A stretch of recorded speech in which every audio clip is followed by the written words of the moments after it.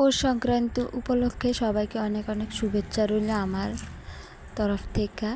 তো পৌষ সংক্রান্তির আগের দিন আমি বয়সেরা এই মালাটি গাইতে লাইছিলাম, কারণ পৌষ সংক্রান্তির দিন মালাটি ঘরের দরজার ভিতরে আমরা দিই, আমাদের এদিকে সবাই দেয়। এদিকে আমি বইয়া বইয়া মালাটি বানাইছি, বানাই সেরা তারপরে একটা একটা করে সুন্দর করে রাখতে আসি, পরের দিন দিমু।